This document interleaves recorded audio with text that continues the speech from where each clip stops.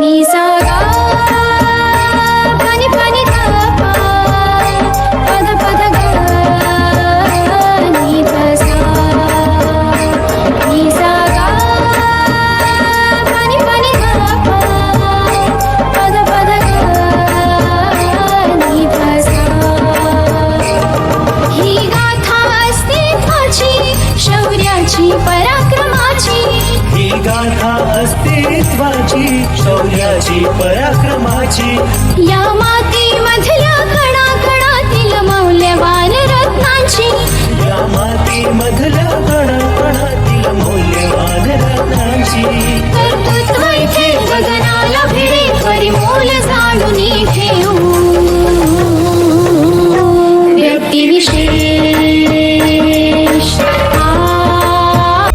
नमस्कार, तुम्ही ऐकताय radio MPSC Guru spreading the knowledge पावट बाय स्पेक्ट्रम अकॅडमी. मित्रांनो, व्यक्तिविशेष या कार्यक्रमामध्ये मी आरजे सिद्धी आपल्या सगळ्यांचं स्वागत करते. व्यक्तिविशेष या कार्यक्रमामधून आपण नेहमीच विशेष व्यक्तींबद्दलची विशेष माहिती जाणून घेत असतो. आज आपण अतुलनीय साहस आणि पराक्रमाचे शूर स्वाभिमानी राजे महाराणा प्रताप यांच्या विषयाची विशेष माहिती जाणून घेणार आहोत. जाणून घेऊयात आजचा कार्यक्रम व्यक्तिविशेष.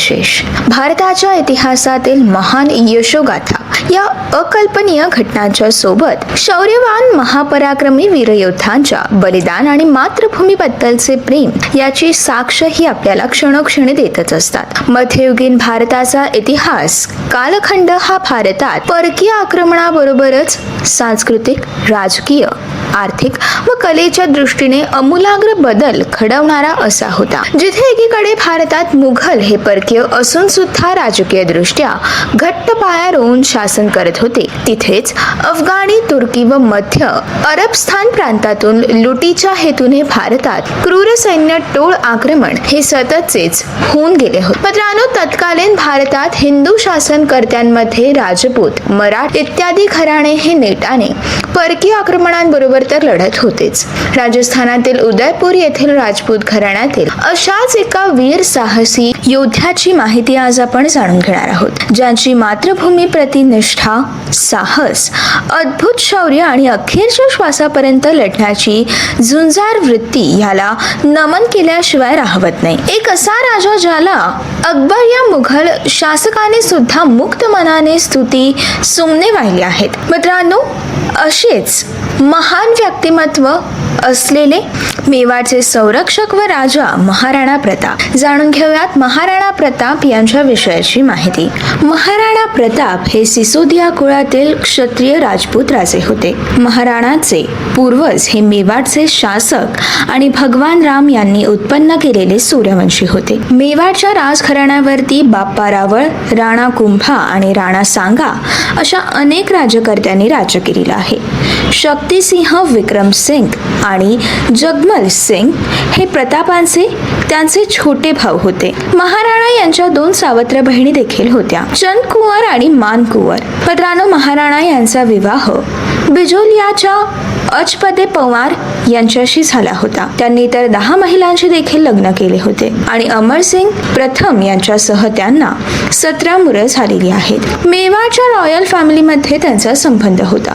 यासोबतच महाराणा प्रताप यांच्या जन्माबद्दल अनेक वेगवेगळे मुद्दे आणि प्रश्न हे उभे राहिलेली आहेत. महाराणा प्रताप यांचे जन्मस्थळ नेमके कोणते आहे या प्रश्नावरती बराच इतिहास संशोधक क्षेत्रातील लोकांनी आपली वेगवेगळी मते मांडलेली आहेत. या प्रश्नावरती 2 गृहीतके आहेत. त्यातील पहिलं म्हणजे महाराणा प्रताप यांचा जन्म कुंभलगड किल्ल्यामध्ये झाला असावा.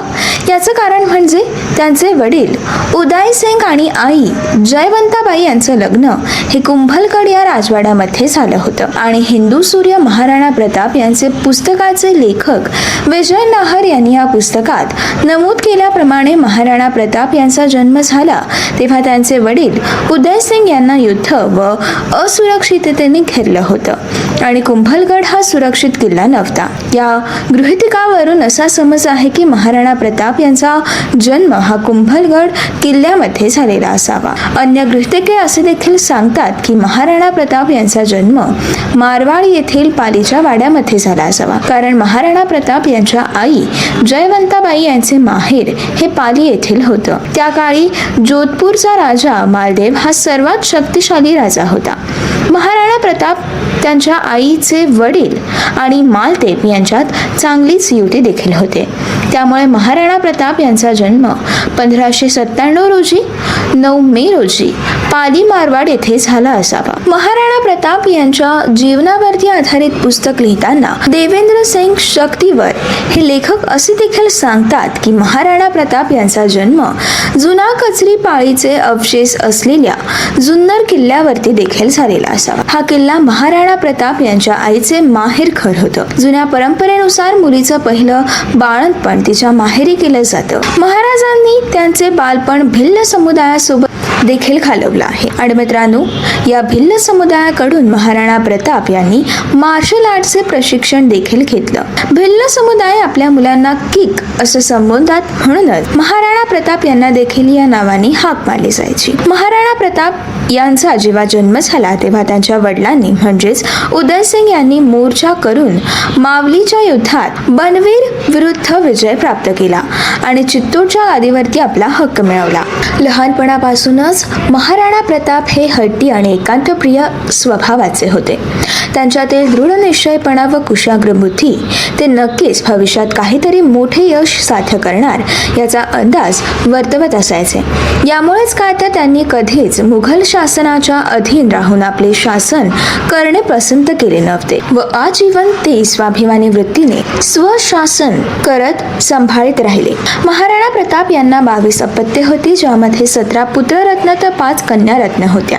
महाराणा यांची पहिली पत्नी अजबते पुनवर ही होती, ज्यांनी अत्यंत कठीण परिस्थितीत राजांना साथ दिली व त्यांचे मनोबल देखील वाढवले. इसवी सन 1568 मध्ये उदयसिंग रणवीर अनुसे दुसरे यांच्या चित्तूर राज्यावरती मुघल सम्राट अकबर यांनी चाल केली. या हल्ल्यात राजे उदयसिंग व मेवाडचे राजघराणे किल्ल्यावर शत्रूला ताबा मिळवण्यासाठी आधी निसटले होते. उदयसिंग यांनी 1959 मध्ये उदयपूर शहराची स्थापना केली. महाराणा उदयसिंग व त्यांची सर्वात प्रिय राणी भातियानी यांचा मुलगा जगमल याने त्यांच्या नंतर राजकारभार सांभाळावा अशी महाराजा उदयसिंग यांची इच्छा होती. पण राजे उदयसिंग यांच्या मृत्यूनंतर त्यांचा ज्येष्ठ पुत्र प्रताप याने परंपरेनुसार राज्यकारभार सांभाळावा अशी सर्व वरिष्ठ मंत्र्यांची इच्छा होती. प्रताप यांच्या राज्याभिषेकाआधी मुख्यमंत्री चुंदावट व तोमर रामशहा यांनी जगमलला राजवाड्याबाहेर घालवून दिलं आणि प्रताप यांना मेवाडचा राजा म्हणून घोषित केलं. प्रताप यांची त्यांच्या वडिलांच्या इच्छेविरुद्ध राजा होण्याची तयारी नव्हती, पण राज्यातील मंत्र्यांनी जगमल हा राज्य करण्यास असमर्थ असल्याचे प्रताप सिंग यांना पटवून दिले आणि राजपथावरती बसल्यानंतर अतिशय पराक्रमाने आणि कुशलतेने त्यांनी राजकारभार चालवला. एक कुशल योद्धा, संघटक व राजकारणी निपुण असा राज्यकर्ता म्हणून त्यांनी आपला लौकिक निर्माण केला. महाराणा प्रताप सिंग यांना मोगलांच्या गुलामगिरीतून आपल्या राज्याला मुक्त करायचं होतं. याशिवाय मोगलांसाठी काम करणं त्यांना कधीच पसंत नव्हतं. त्यांनी नेहमीच मोगलांना आपल्या राज्यात येऊन साम्राज्य विस्तार करण्यास विरोध केला. मेवाडचा सुपीक पूर्वपट्टा हा मुघलांच्या हाती लागलेला होता, परंतु उरलेला भाग अजूनही महाराणा प्रताप यांच्याकडेच होता. मेवाडचा ताबा महाराणा प्रताप यांच्याकडे असल्यामुळे त्याच्या इतर भावंडांमध्ये गादीसाठी वादविवाद होऊ लागले.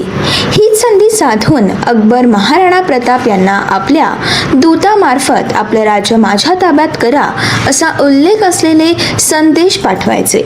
मेवाड राज्य हे अकबरांच्या ताब्यात देण्याचा प्रस्ताव अकबराने महाराणा प्रताप यांच्या समोर देखील ठेवला होता. बऱ्याच वेळेला महाराणा प्रताप यांनी या गोष्टीला विरोध केल्यामुळे अकबराकडे युद्ध सोडल्यास दुसरा पर्याय देखील उरला नव्हता.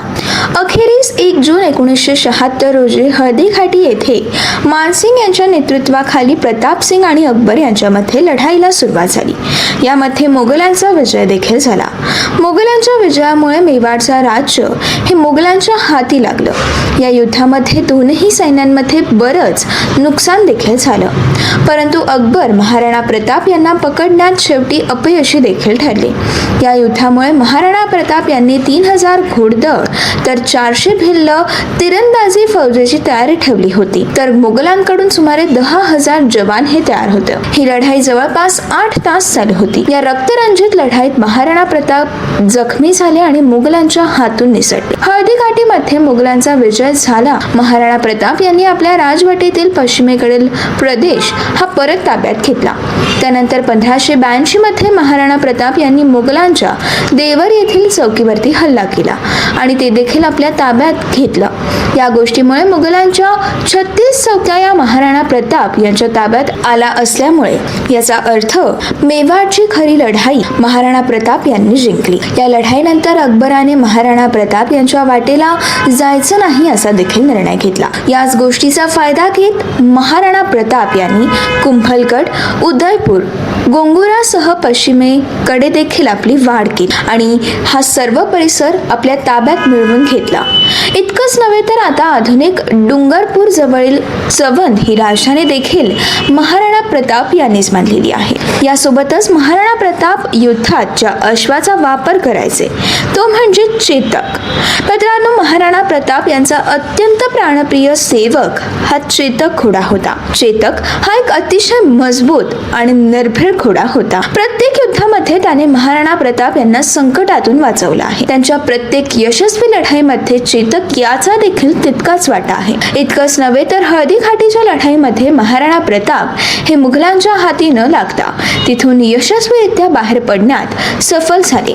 याचं कारण म्हणजेच त्यांचा प्रिय घोडा चेतक हा हळदीघाटीच्या मार्गातील 26 फूट खोल इतका खड्डा पार करून महाराणा प्रताप यांना सुरक्षितरित्या त्यांनी बाहेर काढलं. म्हणूनच महाराजांचा संरक्षण करता करता चेतकला या लढाईमध्ये वीर मरण आलं होतं. परंतु मित्रांनो, या लढाईमध्ये शेवटच्या श्वासापर्यंत आपल्या मालकाचा प्रामाणिकपणे रक्षण करण्यास चेतक हा घोडा समर्थ होता.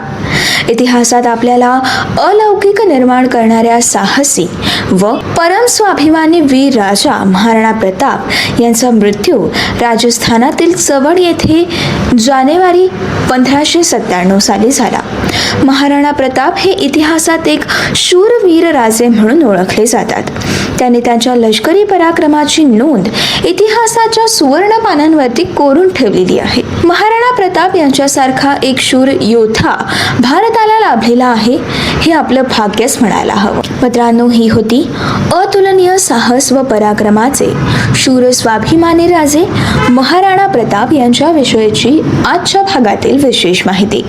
असेच काही वेगवेगळे कार्यक्रम, वेगवेगळ्या कार्यक्रमांमधून भरपूर सारी माहिती, भरपूर साऱ्या रंजक गोष्टी जाणून घेण्यासाठी ऐकत रहा radio MPSC Guru spreading the knowledge powered by spectrum academy.